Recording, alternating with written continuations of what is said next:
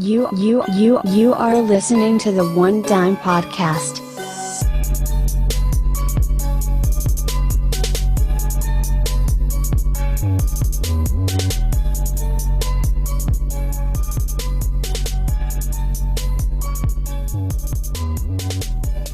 Welcome to the One Dime Podcast. I'm here with Ed from A New Conversation podcast. Hello, hello.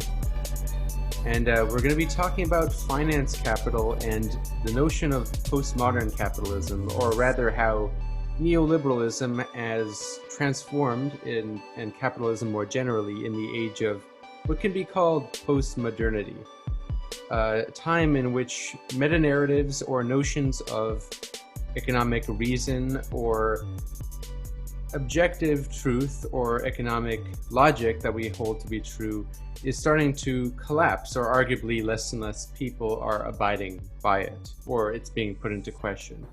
I had Ed on a previous podcast in which we more generally discussed Marx and postmodernism, and we'll be continuing that discussion, but more so talking about finance capital and postmodern capitalism really ever since the 1970s and 80s when neoliberalism took off.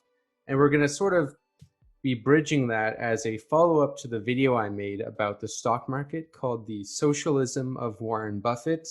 Sort of a clickbait title, but it was about Warren Buffett and how he's kind of self-aware of the shortcomings of neoliberal rugged capitalism, as well as just the nature of the stock market. And a lot of leftists don't really understand how the stock market works, or even admittedly how capitalism works. And that's why Marxism is really useful on the economic materialist side, and why some kind of more postmodern philosophical or sociological, more accurately, outlooks can help us understand how people interact with the market, right? And we'll be discussing that. So to start, I want to discuss what exactly set off the age in which one can argue wealth inequality increased drastically, approaching to the levels of the Gilded Age right now, and that is neoliberalism.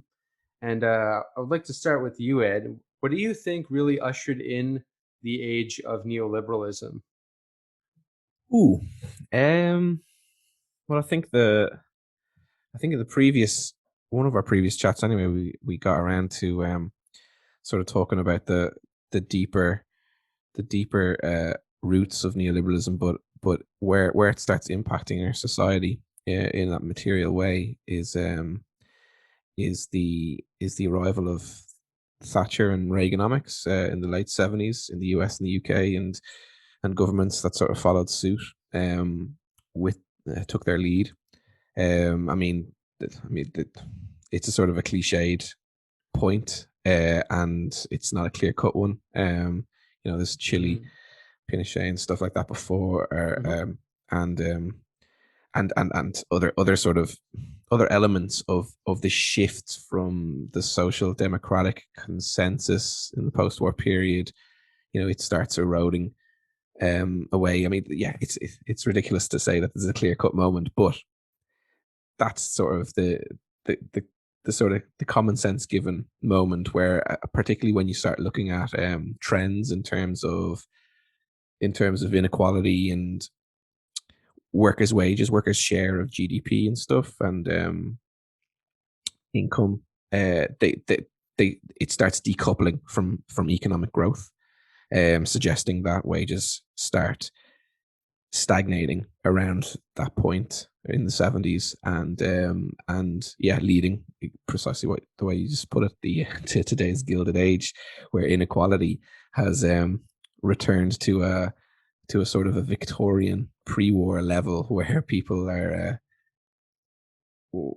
so sort of rich they no longer need to involve themselves in the productive economy, and that their families they're sort of endemically wealthy. Their families can sort of live off their investments, even from just a bank investment, for the foreseeable future until global. What I find so fascinating is that despite an age in which arguably at least this is what the capitalists will have you think, that an age in which access to capital and financial literacy and economic opportunity is at its highest, yet income inequality is also at its highest level since the Gilded Age. Yeah, we're Some have failing. argued it's some have argued it's approaching ancient Egypt levels, which is hard to kind of really measure, but some Ooh, economists like Richard Wolff have argued that just in terms of the distribution, how uneven it is. wow, I've not heard that. But yeah, we're Yeah. we're just a big bunch of dummies, aren't we? We're just really bad at this.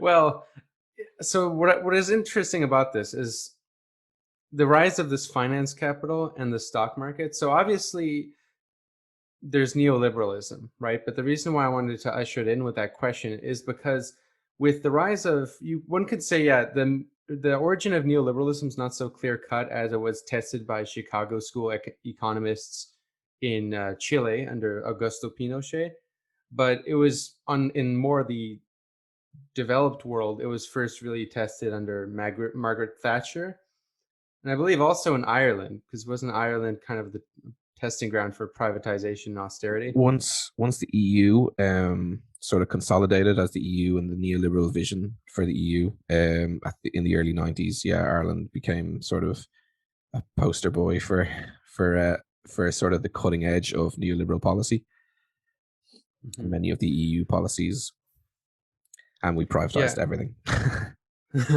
Yeah.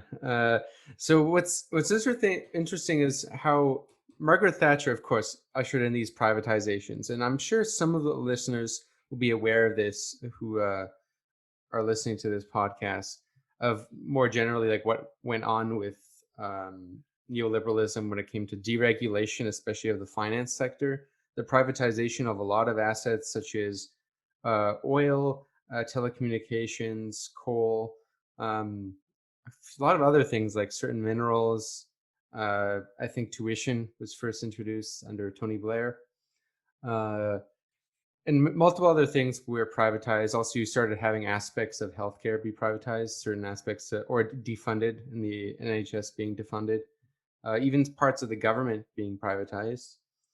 So, but with this, more importantly, I think, came a kind of ideology. So, with Margaret Thatcher, she was what nowadays people would probably look at as a girl boss, a turf, a female capitalist, and she came actually from a working family, apparently, and this sort of created an idea of like that anybody could make it and become part of the capitalist system. And Margaret Thatcher really believed that, and she really got popular preaching this sort of idea. And one of the things why she won in the late 1970s in her first election was because she well so she her policies at large weren't really popular, but she made them popular by, for example, privatizing certain as parts of public housing by saying that people could get rich by investing in them. So part of her big message was that the middle class or the lower middle class could sort of join the bourgeoisie by becoming capitalist, that anybody could become capitalist. She was saying, why have these things that are public when they could be owned and people could privately and people could get wealthy off of them? And as well, home ownership, right? There was this big emphasis on home ownership, sort of more less regulated loans, which kind of started in that age, and was definitely worse, I would say, probably in the United States after Bill Clinton. But anyways, basically, this ideology sort of created this notion that anybody could become rich. And in a different way, one could say economic opportunity was more possible in the post World War II era of social democracy, but neoliberalism, essentially destroying social democracy, had to reinvent itself in a populist fashion. And it sort of did so with this Darwinian ideology of anyone can be successful. And I think you see that a lot today with people who think that they can get rich in the stock market or, investing in Bitcoin. But yet, obviously, that hasn't panned out because, as we said, I mean, we're in inequality at levels of the Gilded Age. Yeah. But more specifically, I think some people would like to know exactly how the financialization of the economy, in which the investor class the property owning class became more and more dominant and more powerful. How did that happen on a political on the level of political economy? That's something I would like you to give your thoughts on. I think starting with that ideology and what sort of informs it, what view of people inform it. The I mean, we can unpack it, but like the sort of the cap on that view is personal responsibility, isn't it? One of the sort of rationales behind, like, I know we're going to get into the post-modernity of the economy and financialization, but and neoliberalism as a sort of a social as a social force really sort of lent itself towards many sort of narratives sort of unwinding in society, and like fracturing identities and all that sort of thing, consumer lifestyles, individuated consumer lifestyles. But in terms of its political economy, neoliberalism was a sort of the way you were describing it there was a sort of attempt at consolidating a sort of a quite a grand narrative, another way of being. It's starting to critique with the social democratic phase before it, and with the likes of home ownership. Excuse me, with the likes of home ownership, and the idea that every person can sort of embark into this new brave world, and become successful, and that success comes down to their own merits and endeavor. That's the sort of the narrative, the neoliberal narrative. I mean, it's not necessarily the neoliberal sort of actual economics and actual policies and actual gains, but the sort of what it projected as an ideology, as its sort of capitalist realism, was the idea that we're all here to sort of to succeed. Social responsibilities put on our shoulders, and in the 80s, where say Thatcher is sort of the term, what was it, like a sunset and sunrise industries. She like starts dismantling the unions, the old, The coal miners' strike. yeah, exactly, the strikes, Yeah. but also the actual industry of coal mining. Yeah. So those sort of secondary industries in the UK, and starts sort of emphasizing that's she thought of it as a sunset industry for that part of the world. Right. Yeah. And Yeah, because she was encouraging people to buy them up because the state was selling them really cheap. yeah, but I mean, These industries, and also all the housing that was public, that was privatized. Obviously, they didn't have, those private property existed forever in England, but for a long time anyway, since capitalism. But it's there was still like a lot of public housing that people lived on, and she privatized a lot of that. yeah. I mean that this sort of still is, but and that's an ongoing trend to there's every now and then there's these sort of like sell offs by your own sort of council house, and become railways too, right? She privatized. Well, that was the privatized, railways. yeah, disaster. I can't remember which government actually started that, but I mean they've all been neoliberal since her, but yeah, it's there's a sort of a counter narrative now, discussing whether that should be sort of U-turned on. Well, Boris Johnson, I think, nationalized the railways because they went bankrupt during COVID. Yeah, like dude, you've got those sort of nationalization of bankrupt banks and services, but I mean, how sort of is that the same sort of, is it the same spirit of the nationalization we might mean when we're sort of not, critiquing privatization? But this, yeah, in terms of okay, so with the rail you've got competition, but with the buying the homes you've got the personal responsibility, and with this dismantling the sunset industries, and sort of encouraging and facilitating the sunrise industries, and that's financialization. The City of London being sort of one of the sort of global beacons, or it Yeah, was until Brexit. And that's a good point, because like that became the whole source of the British economy, right? And then yeah, so many industries that get just totally destroyed.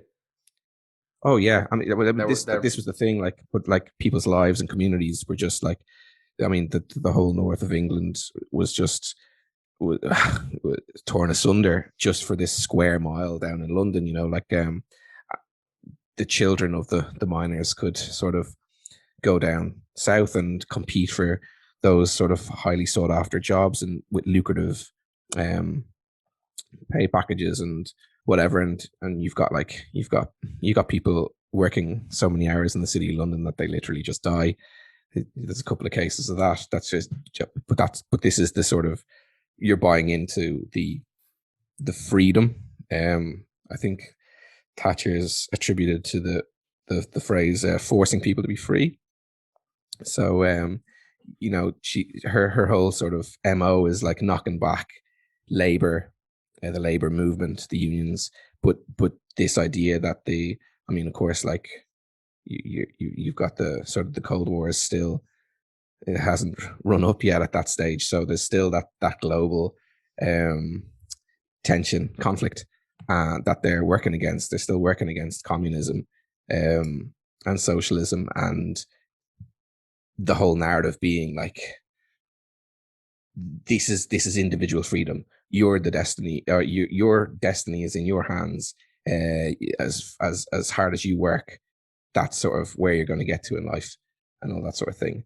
But how that manifests for people beyond the narrative in real terms. I mean, yeah, with financialization of the global economy, you're getting a trend towards greater integration of that global economy, and with sort of secondary industries shifting out of the likes of the US and Europe, heading eastwards towards Asia. Production lines are sort of, extrapolating across the globe. Yeah, free trade, of course, was pretty big, because that this created, like, there was always an international bourgeoisie, but this empowered the international bourgeoisie a lot, because the without having tariffs, essentially, this could really benefit really large Western corporations, obviously mostly American corporations, and they could not only sell their stuff very easily to internationally, but also obviously use labor in countries that had very low Yeah, they wages. get to source them elsewhere, and that's a sort It of, that's a real term benefit for it also had companies. a lot of, yeah, it also had a lot of investing um, restrictions that were pulled off too, Oh like yeah, no tariffs on stock trades. So international bourgeoisie could invest in Chinese stocks when China went neoliberal, yeah, and America, England, Germany, like there was a bourgeoisie that kind of all benefited from this, because they could easily own assets, foreign assets, which they had anywhere. no material connection to, but they could profit off of them with Yeah, no taxes. Well, I there's think still taxes, but it was reduced significantly, because if you think about it, it should be a little bit restrictive to kind of own assets from a different country that you have no part in. But yeah, neoliberalism just like took that down. So there was really the elites in England, in London more specifically, the elites in Germany, in America, kind of all and I think circle jerking each other. that's like the the just the general capitalist, or the general tendency of capital to constantly lower the barriers to its own expansion, and that's it doing its thing. Whereas the neoliberal rhetoric, the sort of the discourse that surrounded that coated that actual material manifestation, um, was this thing, globalization, like, and it touted the benefits of globalization, and okay, so yes, jobs are going to move and things are going to change, but ultimately there's going to be a great equalization and event horizon in the economy where finally we get to like reach the end game of globalization, and all of a sudden then production will be like some sort of productive economic truth will be achieved, and like prices will lower, the consumer will benefit, um and all of a sudden, Yeah, no, and we're also not the workers argument. anymore, we're consumers, and that was a Oh big yeah, true. significant shift. Sorry, go on. Well, that's this consumer is a good segue to the credit boom, right? So like that was a big thing. Is there was a way neoliberalism had to deal with declining consumption, because there were consumer power, but people were having stagnant wages, in some cases lower wages, and often just high unemployment. So there was a way to deal with stagnant wage growth, which was a problem really since the stagnation during the end of Keynesianism, obviously in the 1970s. And there was actually proposals under the Nixon government about to have UBI as a potential solution, but that was actually taken off the table in favor of credit, Yeah. which more became super liberalized in the 1990s. And obviously, this allowed people to buy homes very easily, and just buy shit really Just buy easily, everything. like Yeah. yeah, and pay it back later, right? And for banks, they didn't really care because banks will loan people as much as they want because they charge interest on it.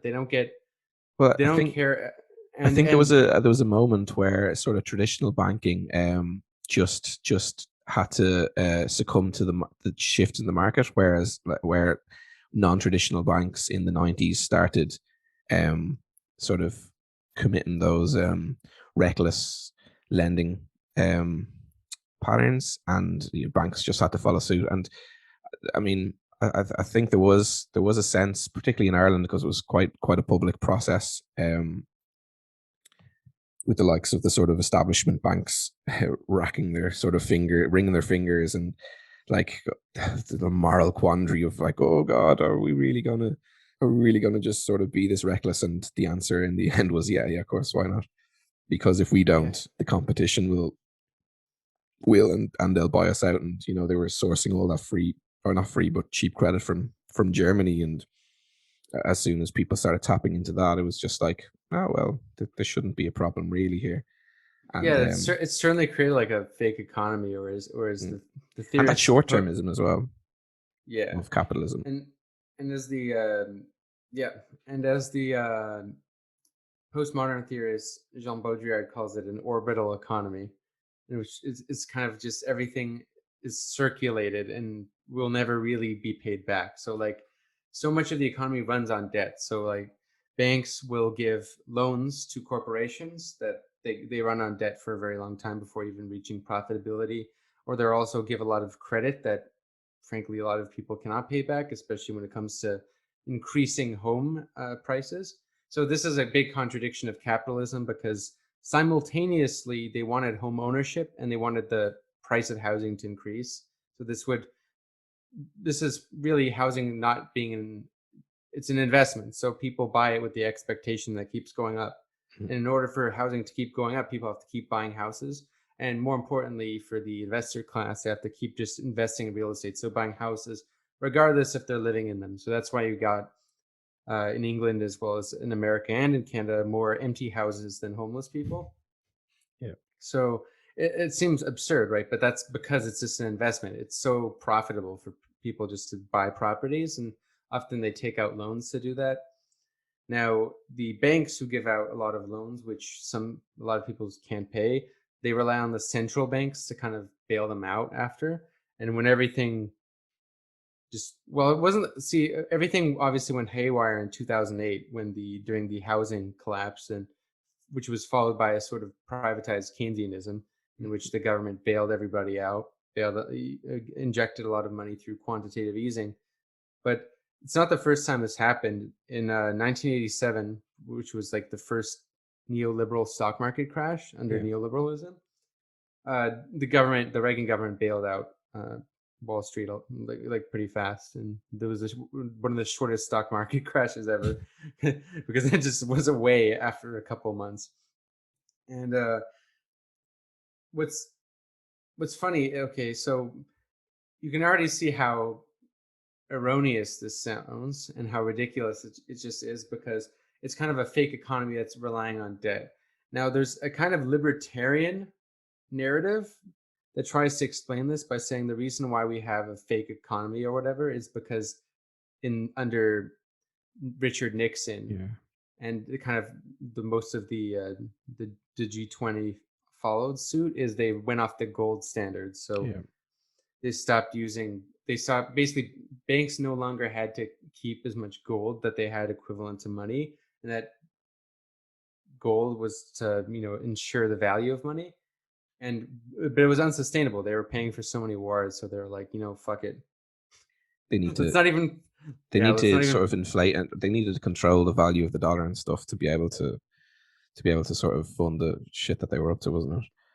And Yeah, to sort of exactly. outcompete the the oil producing countries. Yeah, and that's a good segue to something after. But I do want to add, because when it comes to the loans, because there's a big contradiction of capitalism, and that's the bond market. So in the case of neoliberalism, the capitalists wanted it both ways. So simultaneously, they want high interest rates, which they had, especially in the Clinton years as well as the Blair years, in which there was a lot of austerity. Arguably, the austerity under Blair to some extent is kind of worse than Thatcher in terms of slashing funding, Mm. as well as under It Bill was it was Clinton. it was a progressive. The whole neoliberalism in the UK since Thatcher has been sort of a progressive trend. It's not like Thatcher came in and just smashed everything up. I Yeah. mean, she did certain things, but the idea of like maintaining social order was definitely on the agenda. So there was things were done piecemeal, but the more people sort of like cooking a frog, the more the water heated up. Well, it just kept heating to a boiling point. So like things have gotten progressively worse since then, regardless of what government is in power. Yeah, and this is what's really interesting, is that there's a contradiction in between finance capital here, because simultaneously the capitalists want their assets to always increase. So they want the stock market to keep going up, and for that to happen, people have to have money to put in the market. Is also they want the housing market to boom, and for that, people need to afford to buy houses and to also pay rent, of course. Um, so for that to keep happening, you have to have a lot of liquidity in the market. You have a lot of money in the market. And it becomes difficult to do that, and that without the central banks injecting money into the economy, which they already did actually in 1987 under Reagan. Not sure about the UK, but basically all governments really started to do that in 2008, especially the United States. But whereas this is contradictory, is because to inject money in the economy, you have to lower interest rates. And simultaneously, finance capital actually prefer high interest rates, because high interest rates mean higher bond yields. With higher bond yields, you basically profit from, giving people loans, and you get paid from that interest.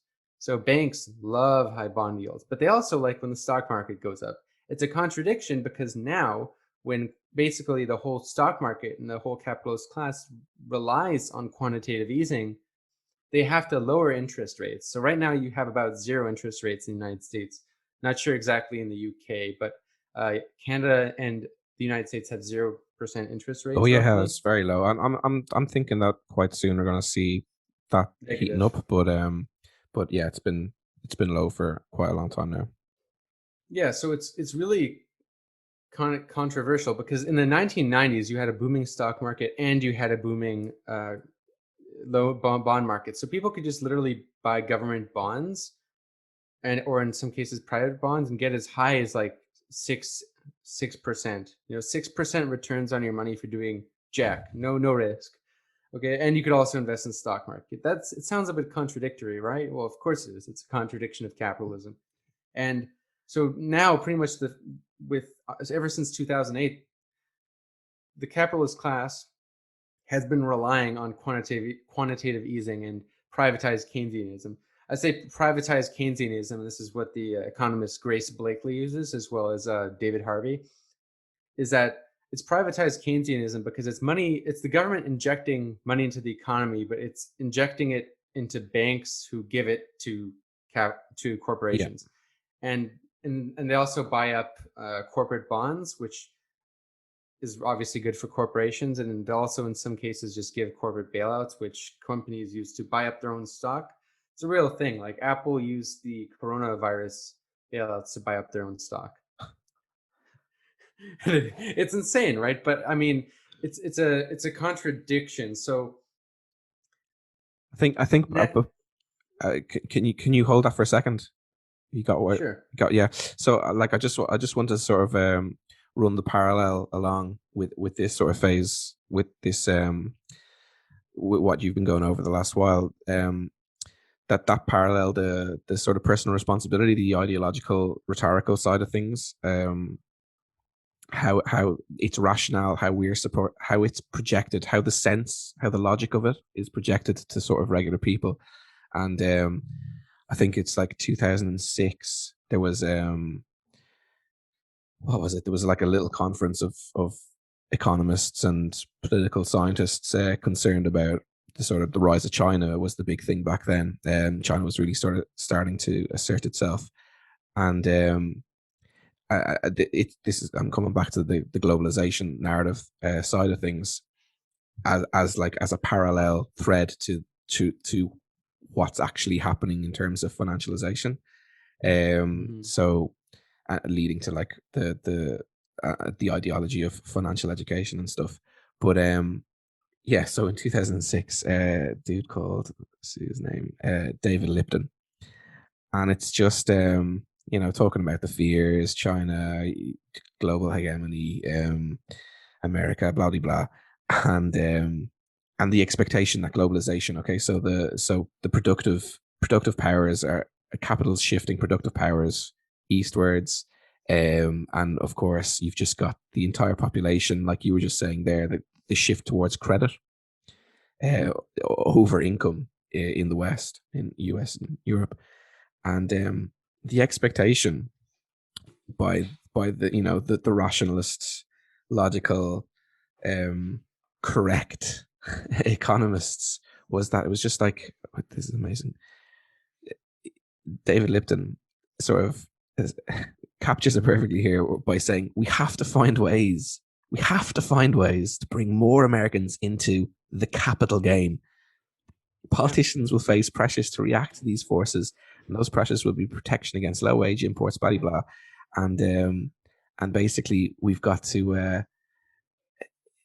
He said, for I don't know why he said it, but it might be ironic for a Democrat to be advocating this, but we need some vision of the ownership society to expand the number of Americans with a stake in capital assets, and it like this is totally parallel with exactly what you're talking about, the home ownership Yeah. side of things, and the idea that stocks, basically the expectation was that we in the West, the capitalists, will maintain social order if we somehow convince the people, the children of the redundant workers, to sort of scrape together the resources and push it into this globalizing financial system that we're sort of weaving across the world, and that's how they'll survive.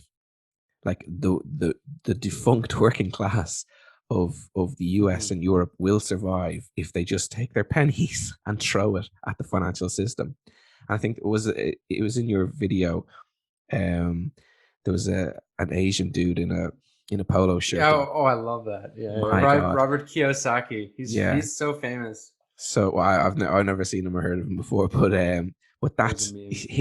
he then exemplifies this expectation again. It's like, oh, crashes are great because it's like a big firehouse sale, and it's just like, but everyone's lost their job, and nobody has anything to invest in this, and this is the big sort of, like, if we're given these guys, capitalist economists, the benefit of the doubt that they're really sort of concerned for at the bare minimum maintaining social order, and um through that a decent standard of living for people,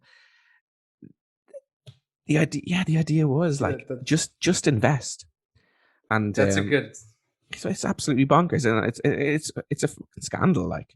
And so stemming from that, actually have a sort of a PhD proposal accepted by Manchester University. If anyone out there wants to give me 80,000 quid, I could do that. Ooh, But until then, I've just got to sort of I've just got the sort of the bare sort of grip of the idea to sort of go on. But basically, the orthodox, so banks throw millions into sort of state sponsored financial education, and the sort of the orthodoxy in terms of how we get people to operate. What was it? This capital game, as Lipton called it, was through. This is the extent of the scandal. Through teaching this defunct working class in Europe and America to understand investment diversification and compound interest. And I think yeah. it was those I know what you're two talking principles that their academia decided on were the sort of the key principles that people just didn't understand. And of course, since then it's just there's been a whole counter narrative in academia about like stuff you've mentioned before about sort of identity and sort of the irrational the irrational agent. This expectation that we're sort of a rational working agent, that we're going to operate the capital game and financialization of society. But like the working in communities over here that are just bereft of resources, like the welfare system has collapsed. It's not collapsed; it's been taken from them, and there's nothing there. Sort of people are struggling to replace it with like sort of private charity funds or whatever, and the NGOs. councils are going under. NGOs exactly, but they're struggling themselves. Like there's a limit to how much money they've got access to, and they, these these people they don't need to learn in investment diversification and compound interest. They don't have. This Go on. Well, this is an excellent segue to two things. I mean, well, you mentioned the idea of the rational actor, which kind of is like the rational logic of economics, and then kind of how it's sort of being put into question a lot in the era of what I would call postmodern capitalism. But I would talk to that after, and I first want to go into your point about trying to usher in the working and middle classes into the capitalist class. Obviously, the working class is not really like there's nothing to invest. If you have nothing to invest, you can't make money. So I think it's more of an appeal to the middle class. True. Even then, which is it's still obviously very fake, because I mean, this is one of the for the longest time it's been a way for whether it's neoliberalism, but also under fascism, is pitting the working class and middle class against each other, has been a way for capitalism to maintain itself, and obviously give this wish of advancement. But so this was obviously the ideology of Thatcherism and owning assets, home ownership, and investing in these newly privatized assets.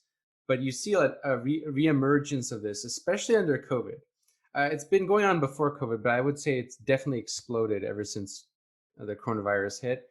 And that is an influx of all this personal finance content. Yeah, absolutely.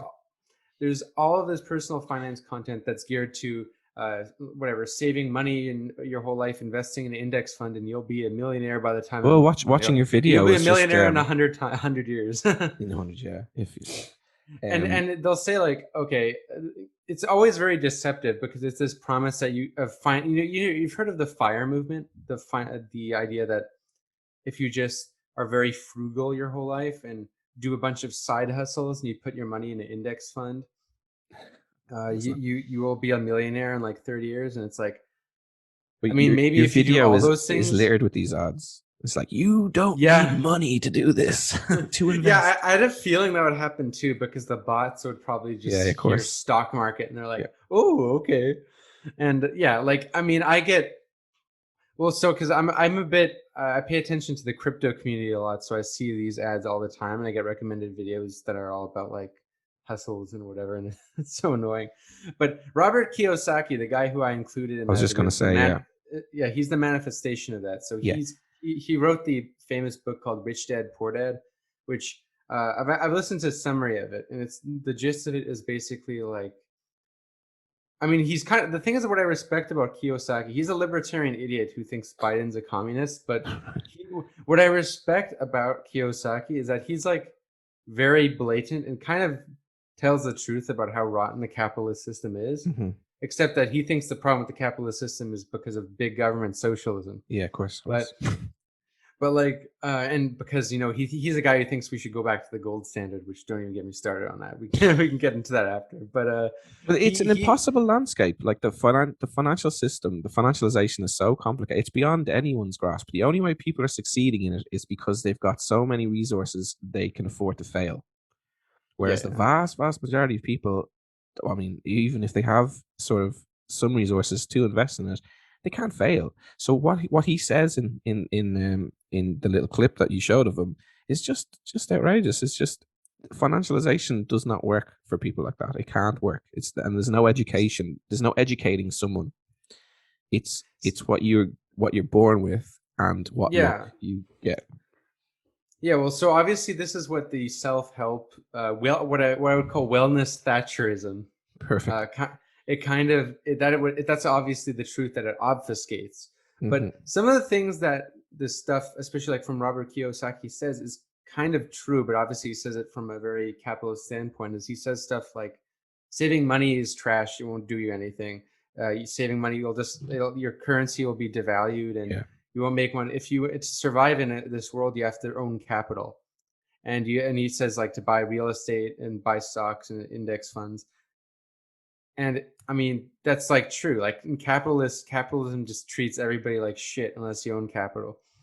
And obviously, so he's right about that. But this obviously is very predatory, and it kind of sells people a dream that they can kind of also become part of the capitalist Hmm. class.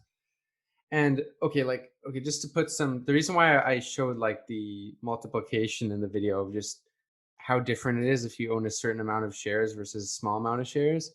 Yep. So, okay, consider what an average return of an index fund, it depends on the years really of the market, but let's just say a really hot market like this year because of the bailouts of 10% returns on your money, which isn't that hard to do if you have like a good fund manager, if you have a index fund, or if you invest in stocks and you're lucky, you can do like way better than that. There's people like Buffett and Bill Ackman, George Soros who get 100% returns. But generally, you can do a 10% return on your money doing jack shit, nothing. Okay. So imagine 10% of return on your money a year on, let's say, $10,000, or let's say, yeah, $10,000 uh, versus $1 million. Yeah. If you have $1 million, 10% on your money, that's $100,000 a year. That's like a lawyer's salary for doing And it's nothing. it's that exponent. It results in that exponential um uh, gap in inequality. Like it's just the reason that it's just sort of the way it's sort of spiraling in the pattern that it's going is that. I mean, the more, I mean, it's a basic thing, isn't it? The more you have, the more you get in terms of returns. But it's not a relative thing; it's an exponential situation. Yeah, exactly. Like none of this is natural either. I remember actually Jordan Peterson when he was giving a lecture about hierarchies, he almost Hmm. like contradicted himself mid-sentence, but that Simpsons meme where it's like, am I wrong? Actually, no, everyone else is wrong. Yeah, yeah. Where it's like, he has that daydream. Yeah, well, like Peterson had this moment where he's talking about hierarchies and inequality with Joe Rogan, and he was saying, success is really exponential. People who get success can become more successful easier, and people who have more money can get more money easier. then he had like a moment of thought where it's like, what? But Oh then he shit. like ignored it, and it's like, yeah, well, it's maybe it's not because it's natural lobster hierarchies, dude. It's like this is just capitalism. Like it's not a natural whatsoever. Like it's a system. People will think, okay, it's a system that is unfair because some people are more successful and they do more, and you should tax to help people. So it's often Keynesianism or social democracy is framed as, well, what about the poor people? Come on. I But think it your doesn't video. question that like the fact that people like get rich in the first place, it's not because of hard work or anything like that. It's just a system that exponentially increases wealth inequality. I mean, okay, Trump, while he was president, he had investments. Okay, he made tons of money. Ivanka Trump Yeah. made $60 million. It's in the video where you're talking about homelessness and expensive university tuition, and I think in the role of government section, it's like I don't okay. So there's the cartoonish characterization of like I don't know either an inept or an uncaring or a brutal, an exploitative, a greedy government, incompetent, like ranging from sort of incompetency to brutal greed. That cartoonish characterization of a government that just cares for profit over people, cares for sort of bailing out companies rather than looking and the stock market and stuff instead of like paying I think it was like, did you quote it as being sort of 80 billion or 80 million for It was in the billions for sure. It's 80 definitely billion, yeah. not, but it's still like it's enough that Oh, could come it's out of Mike Bloomberg's yeah, pocket. absolutely, that'd be nothing. 80 billion to solve both those issues. But I do think like ideologically and philosophically, I don't think that cartoonish characterization helps anyone. Um, because what's happening there isn't so much uh, we care about the company more than we care about a homeless person or a student in debt. It's that their argument is in order to care for a homeless person or a struggling student, we have to care for the system. And that was like Hayek and von Mises's whole neoliberal shtick was that it's not to reduce government, it's to ensure that the government is mitigating sort of externalities against the efficacy of the capitalist system. So the government is the role of the Well, government. actually, Go on. there's that's more that what you're describing is more Chicago school. So that's more like Milton Friedman, whereas No, the the Hayek's was literally like reduced government.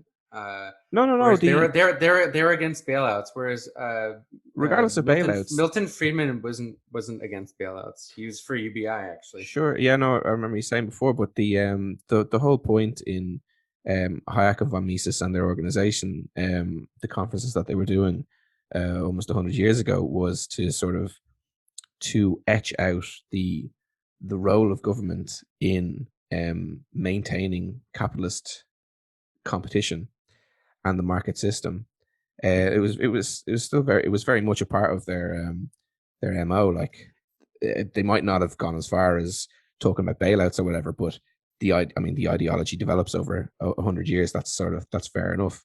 But it Well, was it's state capitalism essentially because von Mises, right? He's often associated with libertarianism, but he backed the Austrian fascist government. yeah, well, yeah. So There I you go. mean, it's his ideology is just way more in line with state capitalism. So it's like what you're saying is, I mean, that's kind of the point I tried to make in the video. It's not so much that the government is like crony and just doesn't care. Yeah, It's more that it's just geared to prioritizing the capitalist system. So exactly. anything that like a lot of things that would involve solving homelessness would kind of it's not entirely true, but okay, so there's many ways to solve the housing crisis. Obviously, like there's the Marxian idea of kind of basically nationalizing everything, like collectivization of property. Yeah, And you have personal property, and you can own your own stuff. It's not as an investment, right? So, like, kind of how Cuba has property, you can own up to 2 houses, but it's not an investment. So it's not like it doesn't go up in value over time. mhm, But obviously, that's like capitalist society is not going to do that. But even in a Keynesian solution, there's rent control. obviously that hurts the capitalist class because they can't charge as much. They can't make as much rent income. Now, there's also what they could do is what Singapore did is you could just build a lot of public housing. But what that does is it lowers the costs of housing because there's competition, right? Yeah. And so there's that. But they could easily also they could easily fix homelessness. It's not a question about that. Like even like Singapore is an ultra capitalist country, and they did that just by building public housing. But I think Yeah, there's but a third factor. There's okay. also just the austerity ideology. So public housing would require state spending, Yeah. and that's obviously not what the neoliberal motive is about. It's anything that doesn't directly facilitate upward economic growth is not worth it. So like obviously they'll do government spending for bailouts that kind of involve the stock markets or just as private assets. They'll do that because that leads to growth, but they're not going to do something that just for well-being because that's No, not the motive absolutely. That of and that's the point I'm making. Like then yeah. without the sort of the details of any of the things, the neoliberal state will be prioritizing the health of the system. But and the point, the sort of what interests me with that, the point that I was making was that the argument is that, like, and what you touched on there is the way to reduce homelessness is to have the perfect competitive state, perfect competitive market. The way to the Well, way for that us, and of course that will never happen of course because not. they'll No, yeah, yeah. this is the sort of the thread that I've been running through the whole time, is like this, the rhetorical logic, the justification for the system, the thing that we're projected um to sort of make sense of it, and like the ideology of it, the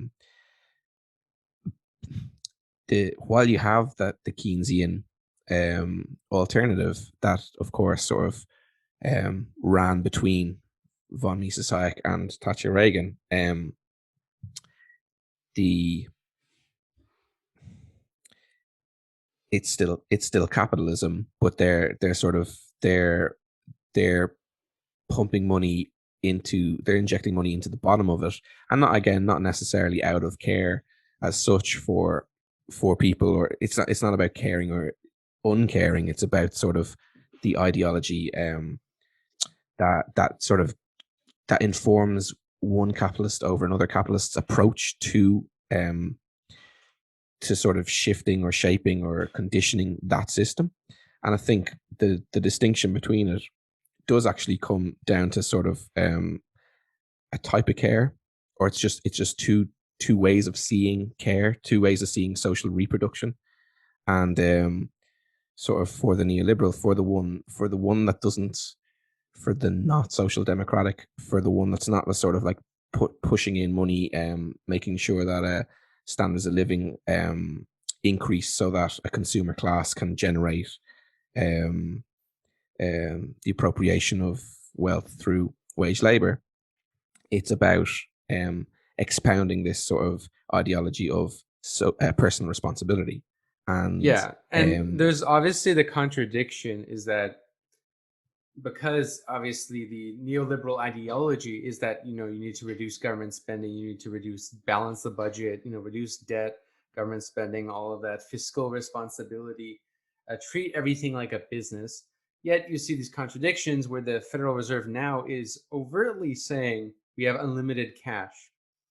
Now that sounds kind of crazy, but in the United States, a lot of people don't know that they can technically, literally print as much money as they want. yeah, I mean, well, actually, pretty much all governments, if they issue their own currency, can print as yeah, much as they want. But what the difference is with the United States, they can print as much as they want without inflation because, hmm yeah, like there's something called modern monetary theory, which is not a Marxian theory; it's a neo-Keynesian theory that emerges off of Keynes' own work, but also Keynesian that came after, like ever since the U.S. dollar went off the gold standard.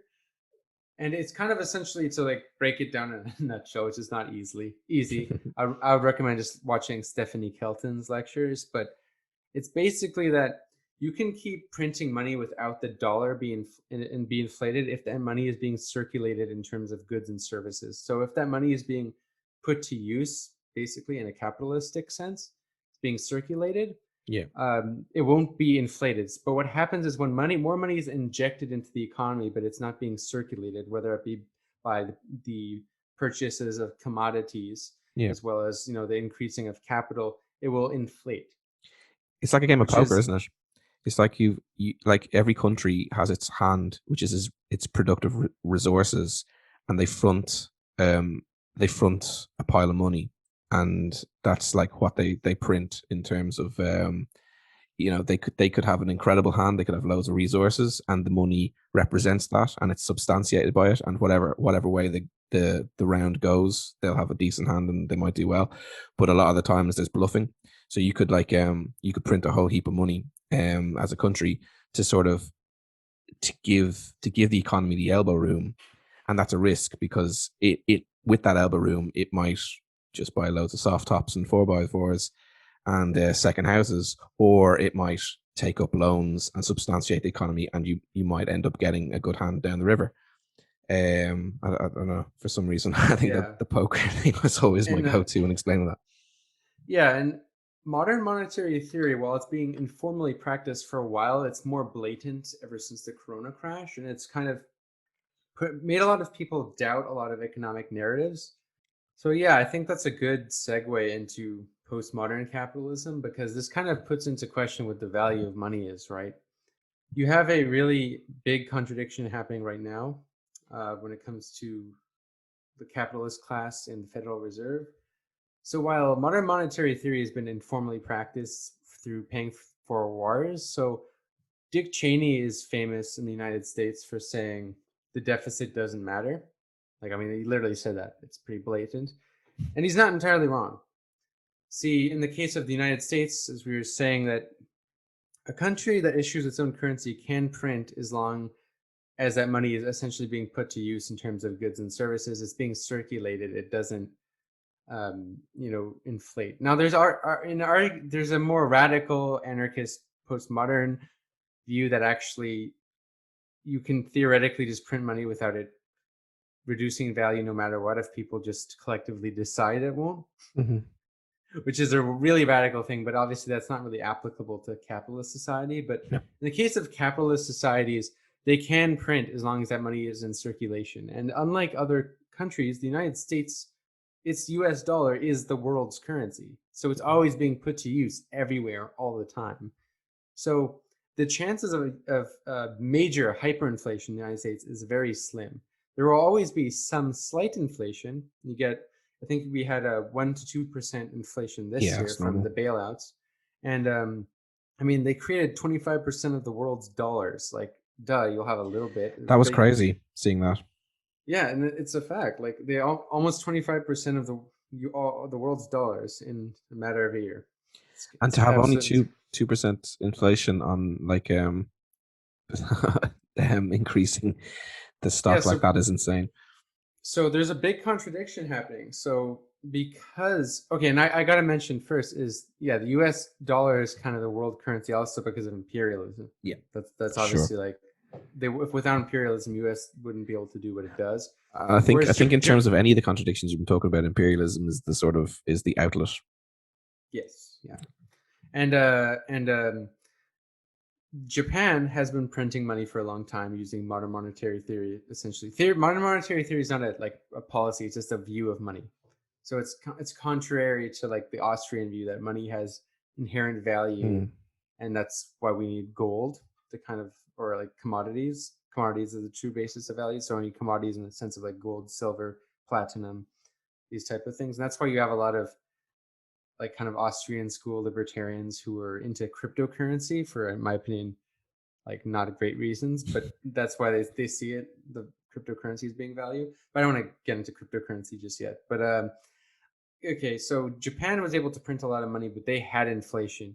Mm. Granted, their economy still actually recovered like a lot ever since their crash in the 1970s, but like they still have inflation, whereas the United States has like just very minor inflation despite printing way more.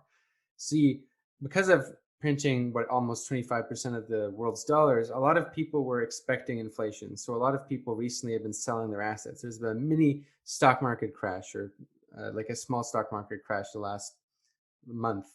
And it's because a lot of people are expecting inflation. And Jerome Powell and Janet Yellen, who are both, I think it's Jerome Powell who is head of the Federal Reserve, and Janet Yellen is the Treasury Secretary. So Right. both big positions.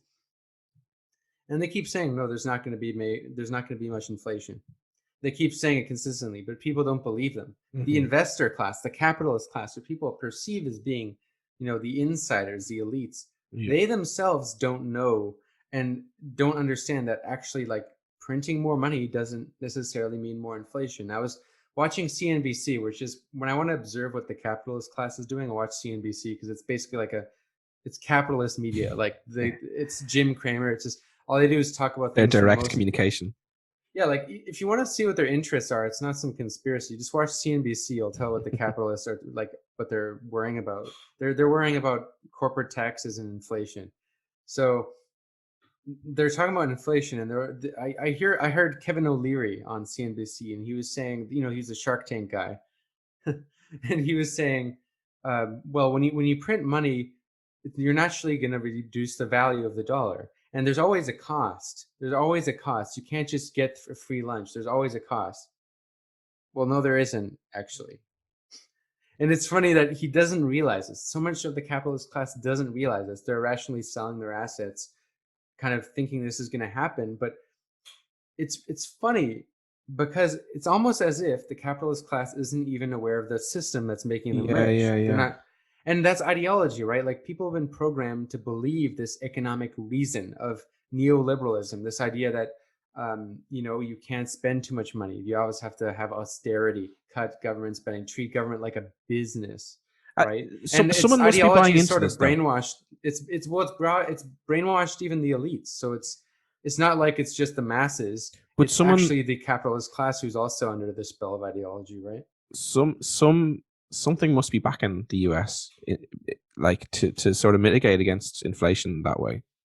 So, like, if it was a game of poker, that, like, just the US is the shark at the table, and okay, so they're going to throw down all this pile of money, but, like, people somewhere must be like, well, yeah, if any country is going to be able to substantiate that amount of dollar increase, like, it's still value to invest in it. It's still value to, like, the dollar itself still maintains its value despite such an increase in supply. It's because the world uses it. Like, the world just still uses it, so it's not going to devalue substantially. Like, what's the biggest threat really to the US dollar is more or less China having more of a hegemony. And also, you had a moment in Africa where there was Gaddafi's talking about having a North African currency, yeah, for all of North Africa, and that was what really. That's kind of also why they, I guess the point was there that it was like, it must only be like a certain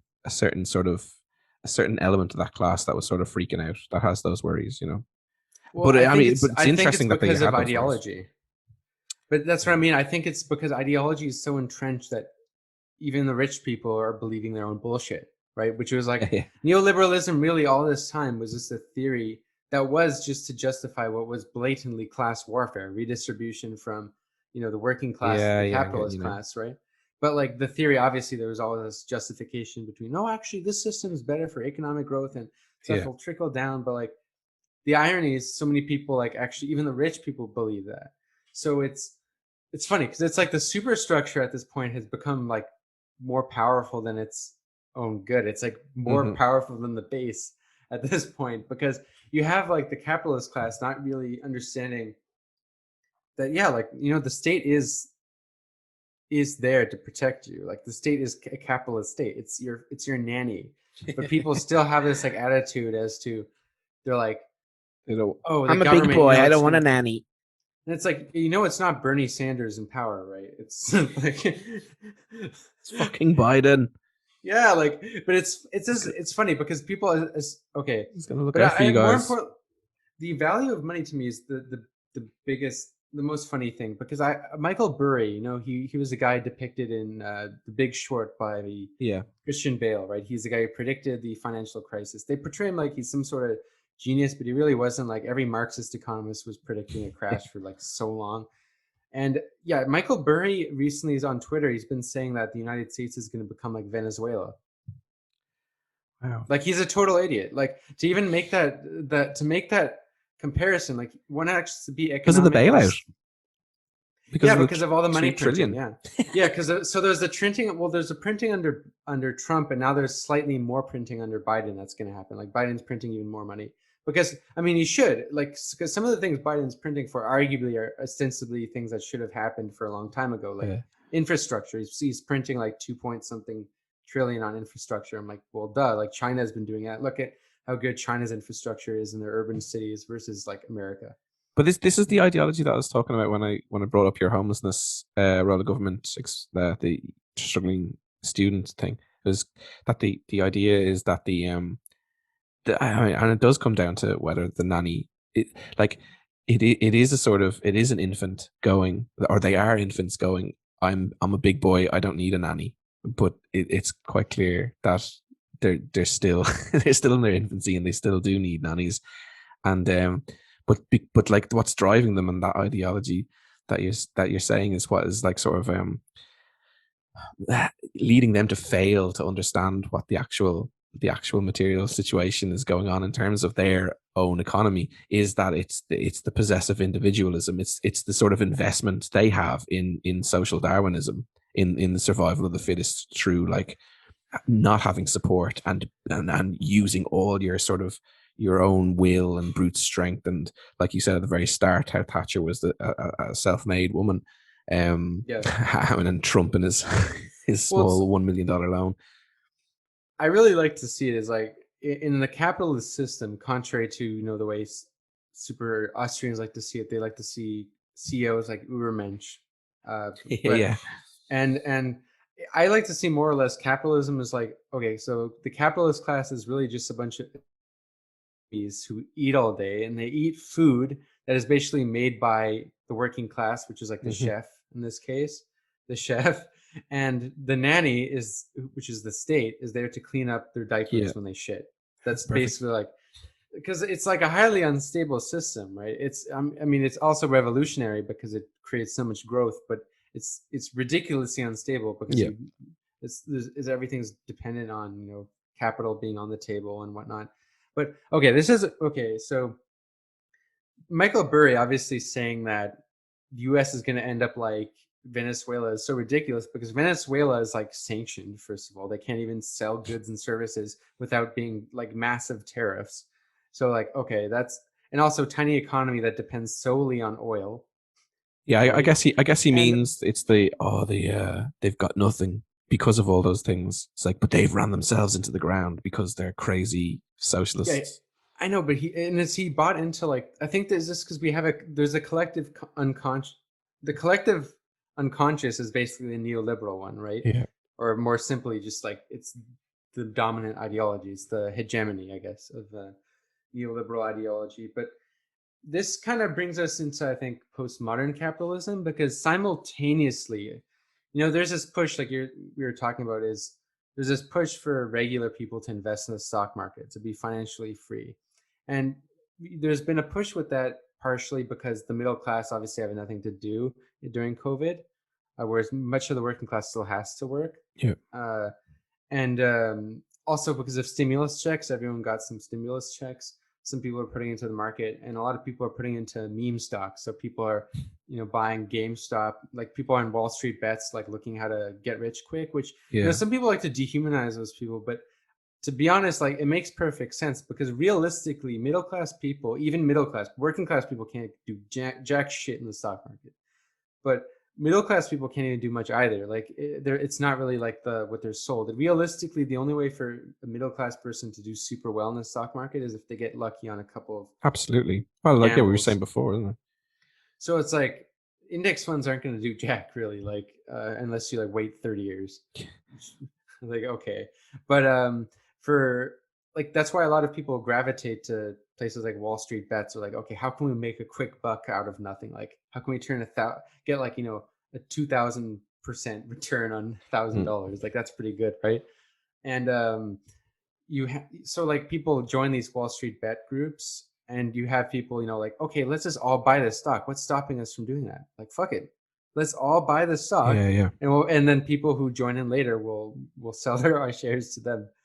No, or like in the case like they're trying to stick it to the hedge funds or So whatever. But you also have people throwing shit into Bitcoin and the collective Ethereum. agency there through technologies is deadly interesting. Like the whole idea that sort of in postmodernity, the any sort of collective agencies eroded because of the fracturing of identities and associations. But and with technology that facilitated that. But like if you're looking at just your sort of what the fuck's his name? Doesn't matter. But like a boom and bust cycle where and I don't mean the economics of it, but the production and innovation side of it, where there's a chaos moment of innovation, and then there's a rationalization part in the up cycle. So the boom and bust cycle is defined by say like if there's a bust from whatever the previous industry was, then people are scrabbling for the next sort of thing, and that there's just chaos and innovation and invention and experimentation. And then in the up cycle, there's refining of that process and a rationalization um, phase. So it's like in sort of in the chaos in the tech, like throwing the technologies like internet and social media and all that sort of thing, throwing the technologies into society over the last sort of couple of decades, and the way that that has affected the way we sort of relate to each other, and dispersed our relations in so many ways, and the sort of idea of futility in terms of collective agency and acting together. Yeah, I wonder, was that just the sort of the chaos phase of the cycle, and on our like ahead of us is a rationalization and refinement phase where we're actually sort of coming to grips somewhat with this technology and starting to sort of direct it somewhat, because I think that Reddit thing was just like, that's phenomenal what they did. Well, yeah, I think that it resembled a few things. So one, the access that the internet provides to information kind of means that there's no longer as much of a hegemony on the finance sector, It was like it was at least overwhelming. Well, because like before, okay, like when there's It's less less so. information with the internet, you had to kind of just rely on fund managers who Yeah, supposedly knew everything. But in reality, fund managers just kind of obey models yeah, and they kind of follow each other. It's not really like set in stone or anything. Like Buffett himself, actually, when he was an investor in the 80s, when I was reading up on him, he actually went against the grain of a lot. Buffett is, he's a fairly clever guy. I actually try to portray him that way. I didn't try to, like, he's actually a really smart person. He's like aware of like the capitalist system being like stupid in some yeah. ways. But like okay, Came across. during his time, like the finance sector and what was taught in schools was efficient market theory. This idea that we're all efficient, and it really a lot of economics, neoclassical economics as a whole presupposes the rational actor, Hmm. and you get like theories like game theory that kind of assume this about human nature. But in the stock, this is applied to the stock market. It's by theorists like Ken French, who are like neoliberal, uh, essentially like finance economists, Yeah, who believe this notion that yeah, okay, at all in the stock market, what will happen is all prices will eventually just reflect their real intrinsic value, which is essentially price times earnings. If a price, if the so if you have a stock price that is a lot higher than the earnings, so hmm, a high PE ratio, as you call it, it's overvalued. But okay, where it's very close, it's basically valued. And the idea is that with efficient market theory is that because people are rational actors and they evaluate risk and reward, in the long term, stocks that are overvalued will come down and crash down because people will eventually see their true risk, and yeah, they'll take profits on their high returns, and then things will go back to normal. So it just seems that everybody assesses the things, and Buffett was like, but okay, so by efficient market theory, you can very rarely ever find anything that is undervalued, and thus you shouldn't time the market. You should just like buy most of the whole market, which is like an index fund, and just hold it. Whereas Buffett was like, nah, chief. He's like, that's bullshit. And Buffett was like, he actually had a big argument over with the Mises Institute over this. And Buffett was saying, yeah, efficient market theory is total horse crap. Like there's some people who won't abide by this logic, and you have to spot it out before everyone else does. But here's the thing: Buffett still also presupposes that there is an intrinsic value. So, okay, for example, Buffett is famous for picking stocks that are supposedly undervalued before the whole market does. So he assumes that the rest of the market's irrational and doesn't abide by this logic, and they won't, and there'll be always gaps in the market where there are sometimes really strong companies that will be trading well below their quote unquote intrinsic value. Now, Buffett's got successful by buying like boring shit like Heinz and Coca-Cola and all that stuff, Bank of America at undervalued Yeah. levels and profiting. But is that because he got them at their being undervalued and that they were below their true value and he was just foresighted, or simply that he wouldn't have been successful in the first place if other people eventually didn't also think that it was undervalued and abided by this really traditional economic logic and metrics evaluation that he did? Because what if people just never really came to the so-called realization that these things were undervalued? What if people just viewed Coca-Cola as boring and people never bought it? He would have been left with the bags Yeah. of shit. Is it like what was I going to say, the just another sort of contradiction in that if the assumption, if that ideological justification for the financialization, the general financialization of society, um, rests on the assumption that we are rational actors, yet Buffett is showing us that this clearly isn't the case.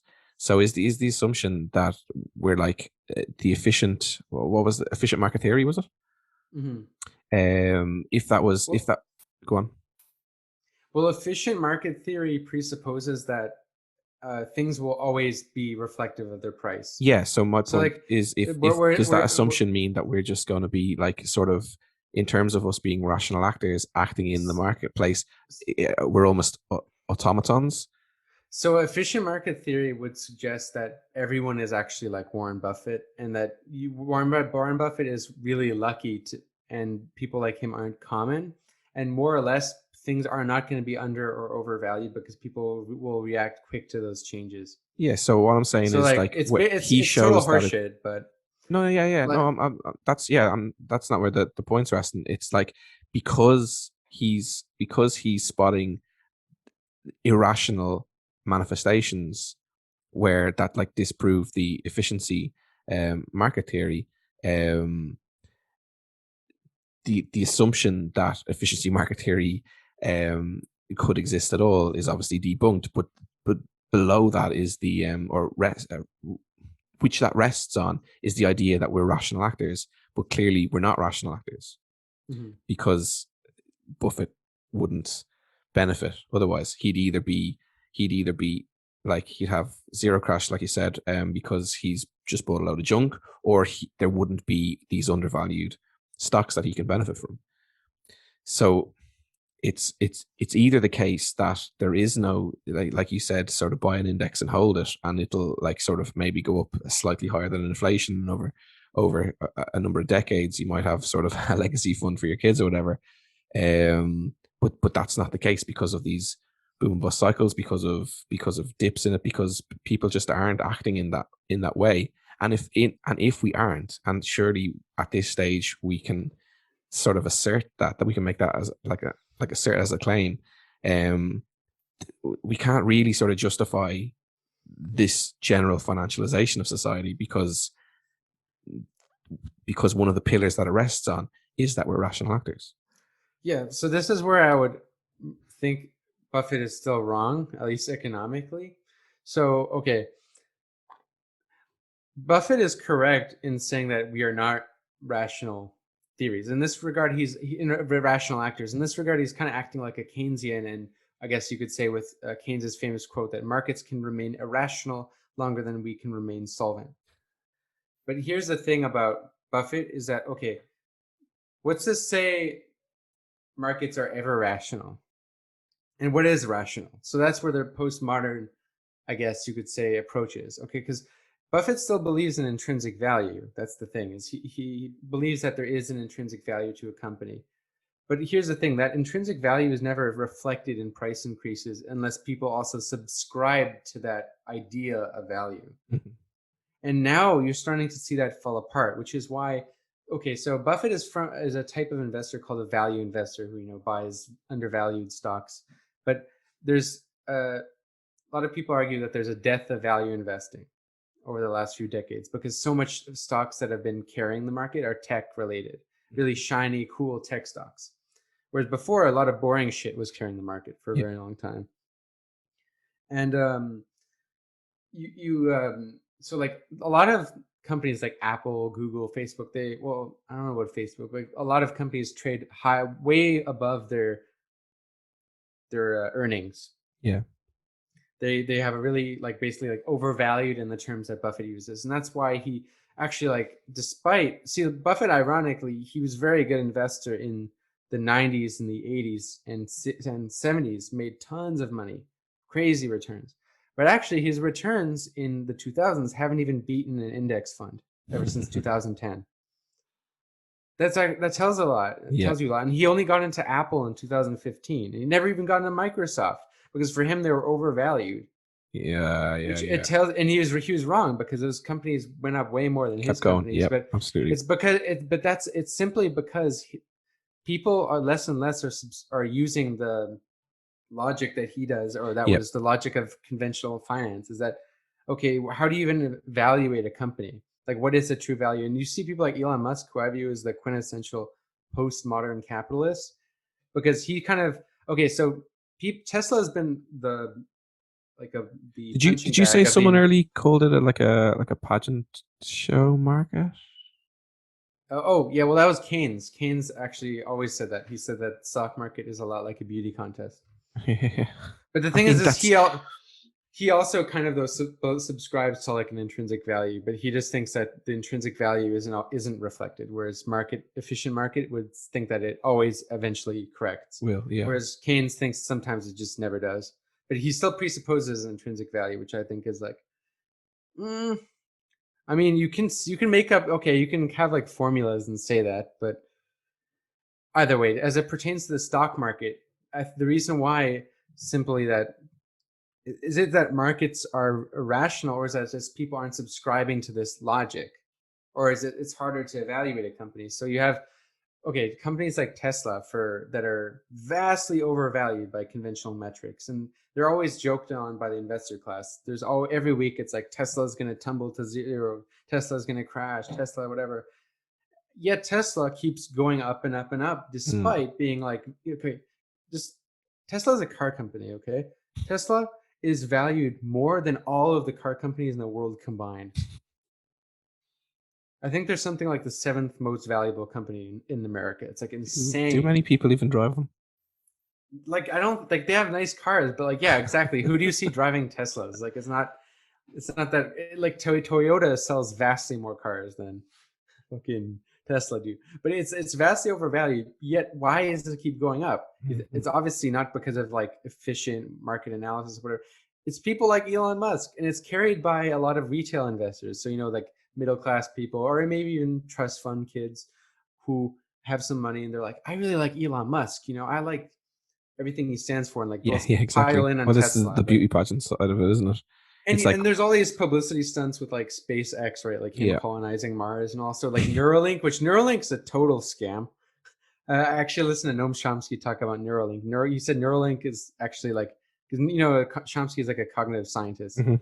and he was saying Neuralink's actually like there's no scientific basis whatsoever. You can upload your thoughts.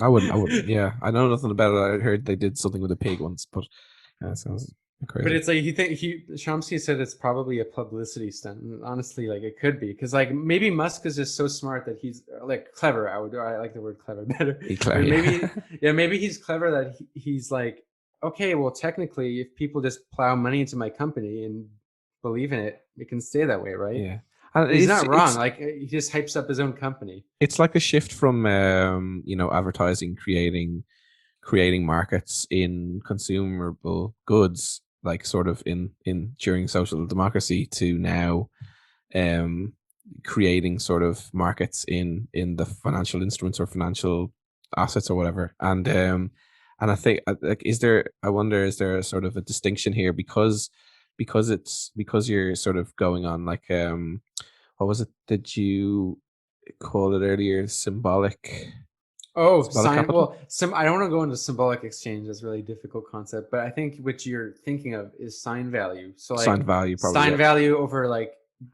So exchange values is more like the conventional capitalist metric, but as like postmodern theorists like Jean Baudrillard argue. But it's not just a Baudrillardian concept, really. Hmm. I mean, Roland Barthes as well as Guy Debord kind of talk about this in a similar way. Is that like sign value, which is like it's comes from semiology essentially. Yeah, So the sign value is basically the social status ascribed to something. yeah. So And I mean like we've that definitely sort of applied to the likes of sort of Coca-Cola in the 70s, and 100%. yeah, Yeah, are you thinking that like those advertisements that just showed like Coca-Cola and like globalization, a bunch of people dancing, yeah. multicolored, Mad whatever, Men. and it's The end like of Mad Men was yeah, amazing. oh yeah, perfect. Yeah, well, Mad Men's like perfect allegory for Yeah, sign values. Like, I mean, that's his whole shtick, right? Is but is there just sort sell of people ideas, don't sell people products. Like, sell people identities, ideas, and brands. but is there an interesting link and distinction in that in the sort of like attributing sign value to a product, or a sort of a consumable product, to now to a stock. Absolutely, that's Tesla. Like, Tesla has Yeah, really high sign value, and I and mean, it, because what I'm getting at is the okay, so there's the link there, but is the distinction like I don't know, I'm not getting at this as in this is the answer, because I have no idea, but um is the distinction the difference between sort of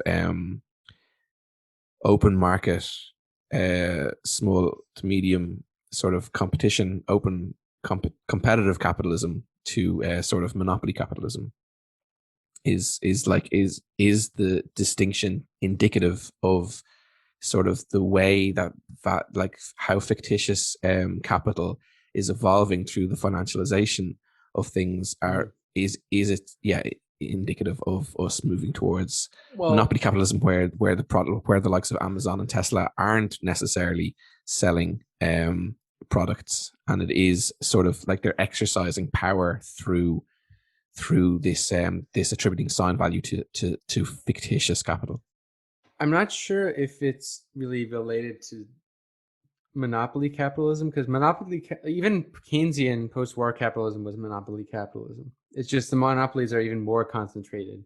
But I think what you do you mean competition as in just the accessibility to the market, like Well, more people being able to buy stocks or I whatever? think with Because the I think the expansion of like a middle class that has disposable income to just or trust fund kids, frankly, just to yeah. like gamble on stocks, like that probably has a lot to do with sign value, because obviously people who aren't But it's more the educated in productive the in side of the in things. the finance ideology, they're kind of investing on hunches, right?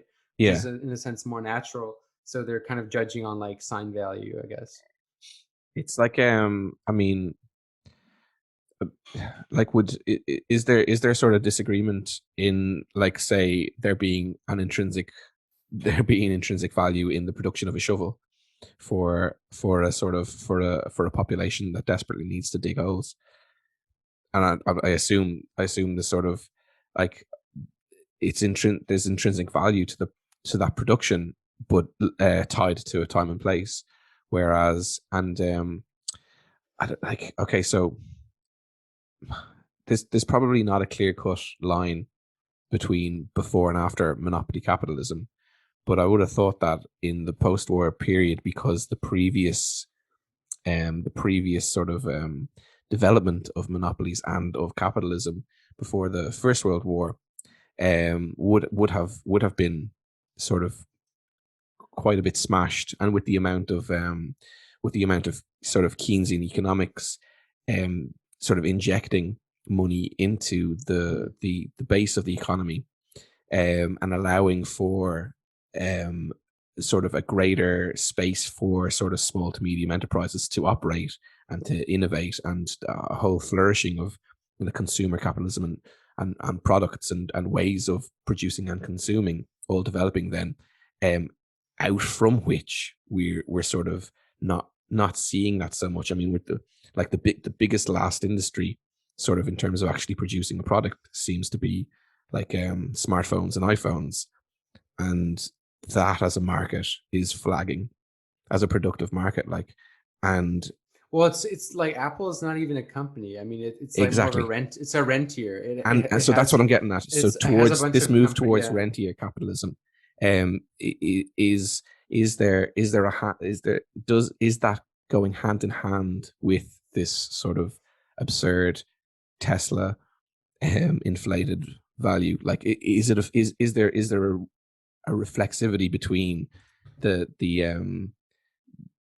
what companies are doing and how they're sort of this situation in terms of I think I have a the stock a market? good way to bridge exactly what you're saying. So like Do you're please, because I'm looking at it struggling. from more you're I think you're looking at it from more like a economic materialist lens, whereas I'm looking at it more from the sociological lens.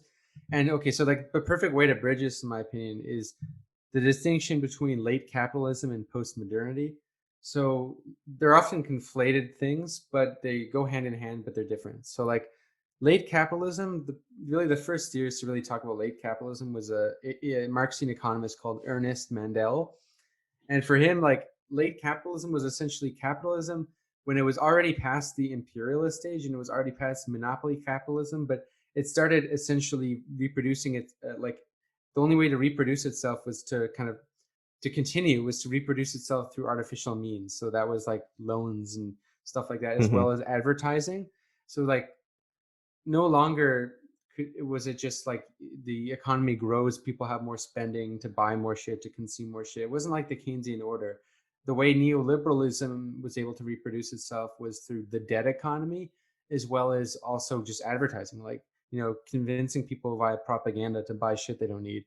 And postmodernity kind of, in a way, it goes into hand with that, whereas postmodernity is a more sociological concept, but postmodernity, you can look at it like basically people know there's not an agreed upon definition as what these things are, by the way. Yeah, I'm of course, just of course. operating off of what like are they, I guess you could say the colloquial loose the most common ways of using it in discourse right now. Post-modernity, people stop believing in a lot of meta narratives that generated from modernity, such as progress, reason, rationality, stuff like that. And with post-modernity, really like the decline of meta narratives, there's a void of meaning, which is often filled by, you know, influx of things, whether Yeah. it be cults, but also advertising, right? So like advertising sell people identities and ideas, and it's a way to facilitate and reproduce capitalism. But it's also, in a sense, kind of it breaks away from the conventional logic of, you know, rational economics, Yeah. because it's you know, like obviously Coca-Cola. Okay, so like the evolution of advertising is really interesting to me. I took a course on it. So like it started off by convincing people, trying to make a case, and I had to tell you all the ingredients. And then it started by really in post World War II, also to like 1920s, advertisements started to get a little more cheeky. They would kind of like lie a bit. They would say, "Oh, Yeah. buy Cadbury." The perfect example I remember is Cadbury would say, or no, it's Hershey's would say, buy Hershey's chocolate bars. They will give you energy, and Yeah. Yeah. Yeah. cocoa is good for this. Like it would kind of lie, but it would still try to convince you using like reason. Whereas now advertisements don't even convince you. They're trying to make a case. They'll just sell you an idea. They'll just have someone like a bunch of Fully people abstract. dancing in a community, and then they'll have a chocolate bar there, right?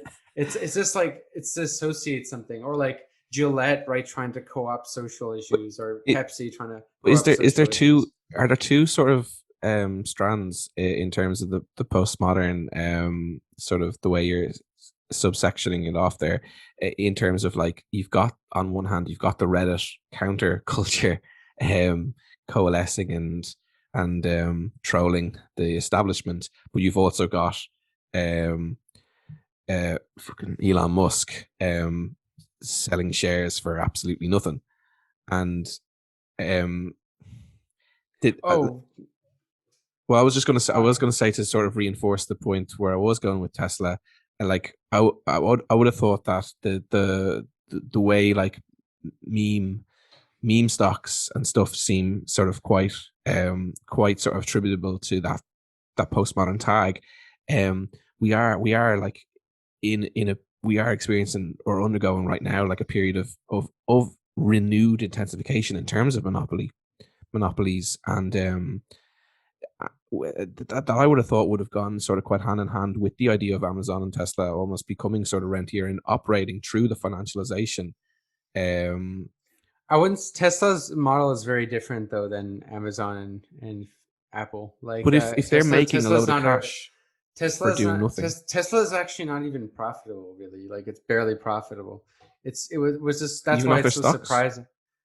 Well, so stocks aren't really profit. That's capital. So like yeah, Musk gets richer from his capital going up, but Tesla as a corporation is not profitable enough to justify its price, at least in terms of conventional economic logic. Whereas you could say Amazon kind of is. Yeah, Amazon's really profitable because just In terms of the it's service. mass consumption. Yeah, whereas Okay.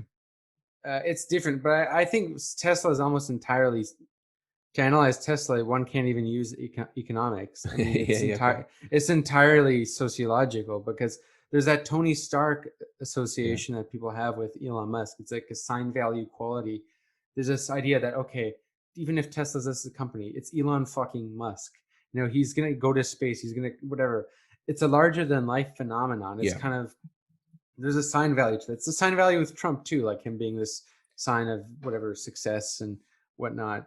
But So so with okay, like Elon Musk definitely takes advantage of this because I mean he pumped the price of Dogecoin a lot. So he was yeah, saying yeah. he bought Dogecoin, he pumped the price, and it's like you can tell he just bought it when it was cheap and then like pumped it up by like using his fame. Yeah. But is like, okay, so I mean, they're the two companies that people are talking about in this last year because they're the ones in a race to become the flipping like billion, multi-billion megamaniacs. But like when Amazon started doing that, like the They were economy, overvalued for a long time. Yeah, like people, they used to be really overvalued. but the Amazon fact used that it's in still going up conventional is just methods. insane. And of course, yeah, okay, Well, so with it people makes not, sense because only now Amazon is profitable, but for such a long time, yeah. Amazon was not profitable. And But I like was going to say, investors, like, okay, so like instant, like dude, Buffett thought Buffett never invested in Amazon because he thought it was overvalued until now. Like that tells you something about how outdated some of this logic is. Because if you look at like its business model, you can kind of see how it might be profitable in the future and probably will. And now it's like a monster. yeah, yeah. I mean, But yeah. So that's what I'm trying to get at. Okay, so initially you've got a lockdown situation. People aren't able to go to the shops. So obviously, like a delivery service is going to sort of increase in its actual use value. There is a service there that people are going to value, and a whole infrastructure, etc.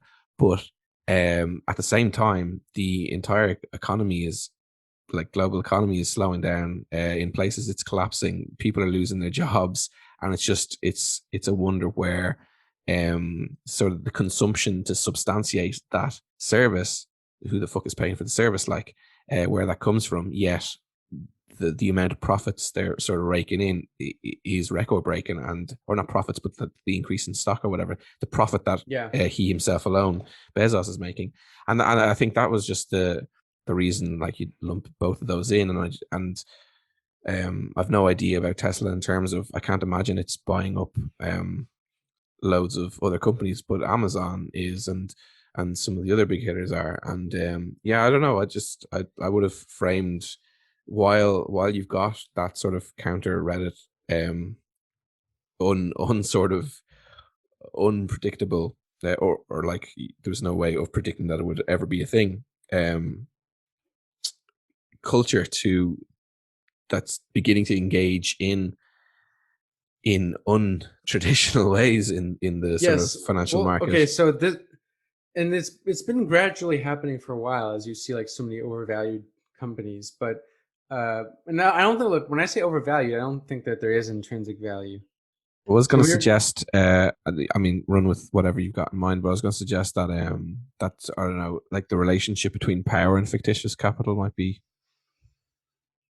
of yeah, interest. But science. Well, fictitious capital. Okay, so like, yeah, I explained that in the video, and that's like a Marxian concept that's really just capital that is not directly related to the material production of commodities. So fictitious capital, in the way he was analyzing it, was stocks and bonds. But largely, the example he actually gives is like bonds, like debt. So owning debt, or on. So like when you get interest in something, that is actually a fictitious capital because it's numerically. It doesn't mean that it's not real in the sense that you're not getting wealthy, but it's fictitious in the sense that it's relating entirely on signs. Is what we're seeing today that like just an extrapolation of that, or like an evolution of that? Well, finance capital very much is all fictitious capital. I mean, it doesn't mean it's not real, but it's like we're not in a production where like in a type of capitalism where people just run factories and get money off their profits. It's people owning assets. So like where Elon Musk and Bezos are profiting is not from the profits generated from their companies. It's from their stocks going up that they own, which is their own stock. So like, especially in the case of Elon Musk, doesn't even really make profits. So I guess it's entirely a stock. I guess there was like while I had earlier been given like the rationalization that's projected toward people in terms of legitimizing financialization, like the whole self-made, self-responsibility, give people financial education and they can start looking after themselves, forcing people to be free and being independent. And while jobs go to cheaper labor sources, this is how sort of labor sources in the West, in Europe and the US, earn an income. But is there sort of is there a reason? Is there a reason that shift beyond that sort of legitimization? Is there a reason that shift occurred? That like that fictitious capital sort of became so. There's probably a material reason that obviously the financialization of the economy that came with neoliberalism. But I think people not because people still in neoliberalism, like the investor class still had hegemonic power in the 80s, 90s, 2000s. That's when Buffett did the best because he was still operating off of this logic of valuation. And I think the reason why we have more things based on sign value now and the orthodoxies of valuation metrics holding less true or becoming less relevant, rather, I think has more to do with post-modernity and the internet. Because people have an access to so much information. So it's like one big beauty contest. And people just aren't really like, because they're not educated in this financial ideology, so that they're just kind of investing on hunches and putting their money wherever it looks cool, which identity. Now look, people can look at this in two ways. You can look at it in a modernist perspective or a postmodern perspective, realist perspective. So like, okay, a modernist might talk negatively about this. They say, oh, no one believes in reason anymore. People are just chunking their money into whatever. It's ridiculous. Yeah. What happened to valuation? What happened to earnings, corporate earnings? Whereas I think postmodernists would look at it more like Baudrillard would look at it. Well, the modernist narratives, or I guess in this case, very specifically, the idea of valuation metrics and what defines a value company is falling apart because people are not really believing in these meta narratives as much. And okay, like Elon Musk himself was even saying at first, because everyone was saying his company was overvalued, and by traditional metrics it is, but he was saying, well, how do you even decide how to really value a company? What is value, yeah. So, and he wasn't wrong to say that, per se. And okay, so here's a little thought experiment that I think would kind of, would just explode the brains of a lot of institutional investors, or also just people who subscribe to the idea of intrinsic value. So, okay, Warren Buffett is successful because he analyzes corporate earnings and sees if there's more earnings than what is reflected in the price, if it's undervalued or not. Now, the reason why anyone cared about earnings in the first place is because other people cared about earnings. Mm-hmm. Investors analyze earnings reports because they anticipate that other investors are analyzing earnings reports and will react to them. If that wasn't the case, if they all just didn't care about earnings, no one would care about earnings, and prices would be based on what people believe things to be.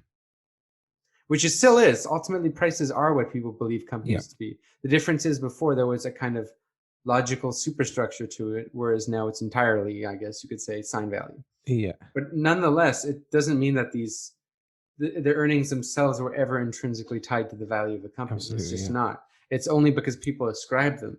Yeah. And like, I think that's what people don't get about Bitcoin. So one thing, Warren Buffett's a really smart individual, but his age shows sometimes when he says stuff about Bitcoin, because he was saying, Bitcoin is rat poison. It's just some MLM scheme. If people are buying Bitcoin because they're assuming that other people will buy Bitcoin.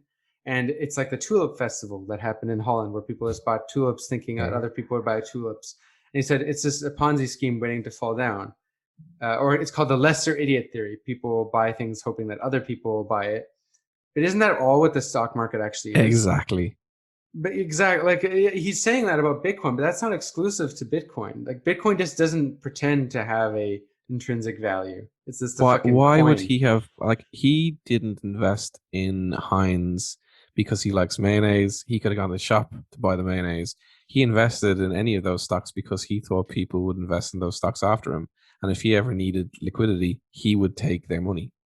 Yeah, exactly. And he only invested in and cared about the earnings because he thought that other people would care about earnings. Because if nobody cared about earnings and he was just like the only one in the world that cared about earnings, he wouldn't have fucking bought those companies. Exactly. He would have bought whatever looks cool. Yeah. Like, so I mean that's the whole mind fuck, right? And that's kind of why I Exactly. think no real it's really hard. Okay, so like this is where almost all economic theories fall flat in explaining kind of contemporary political economy, or more just like economy in this case, finance, is because it is so abstract. Mm-hmm. And I think, look, even Marxist approaches fall flat because I always hear, we were talking about the debt economy being very unsustainable, right? And the boom and bust cycle, and just the whole economy also running on debt, corporations as well as just lending. Now, there's a lot of Marxian economists who always say capitalism's going to crash, capitalism's going to crash, capitalism's going to crash. Like Richard Wolff, he's always saying every day capitalism's going to crash, But like, what if it just doesn't? Like, what if the U.S. can just keep printing money forever? There's theoretically nothing is stopping them other than like their empire absolutely. declining. I mean, there's not. I mean, that's sort of that wider aspect of what I was saying about I suppose more at the Ordo liberals and neoliberalism. They're responding to a literal threat to the capitalist system from communism and fascism. I know what you said about Hayek and fascism that comes later, but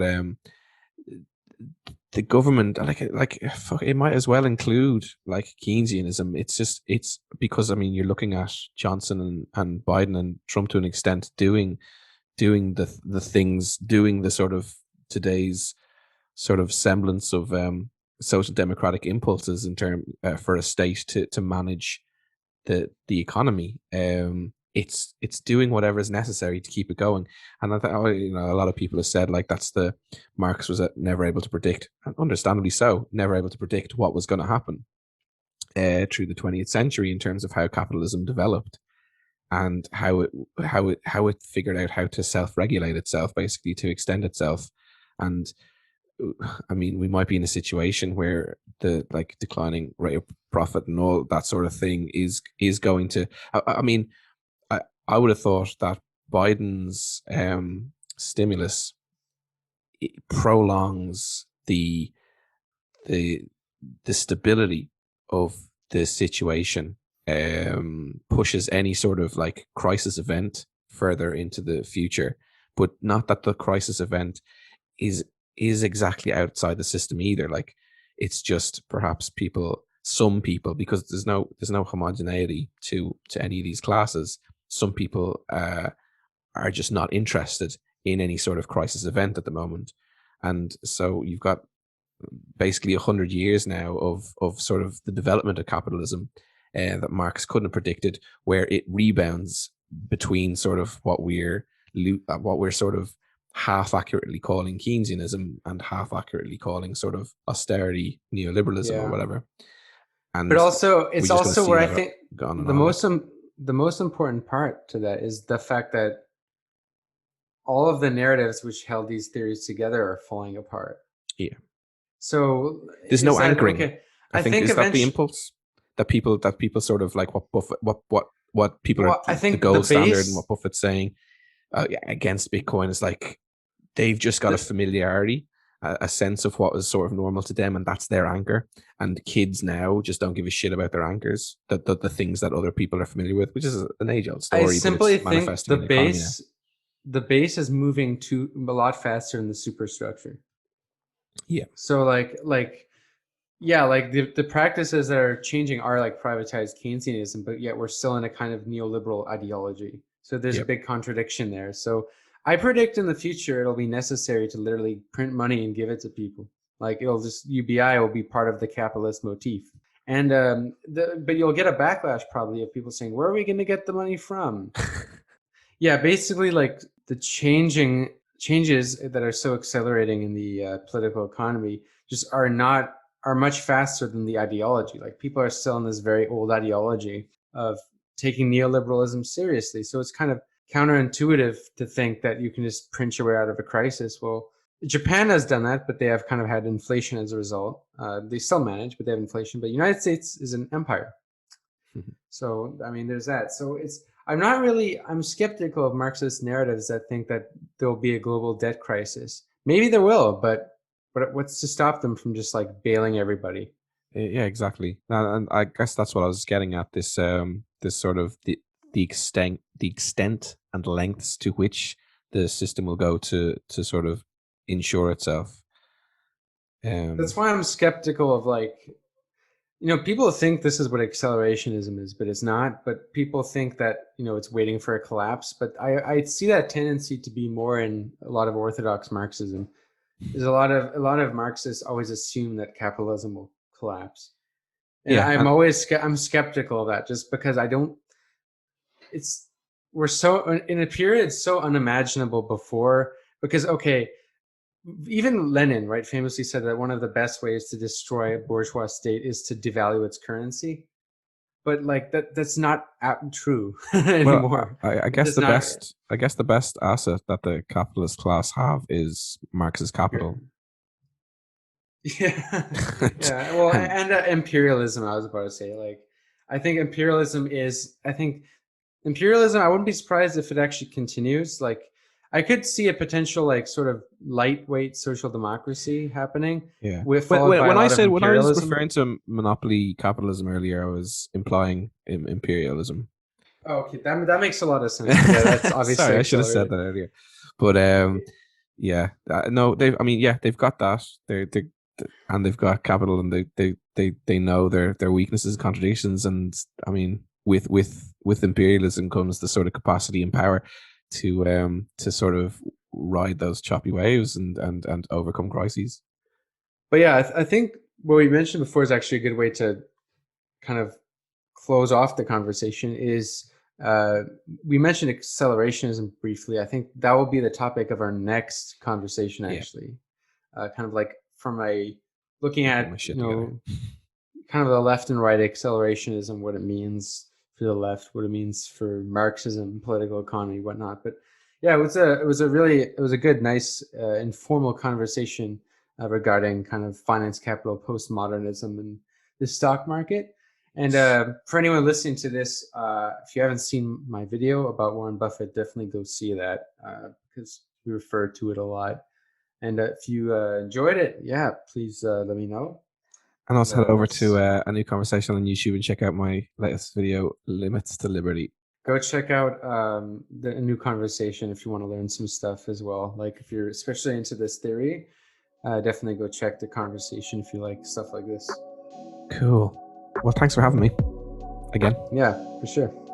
And let's chat soon. Yeah, absolutely.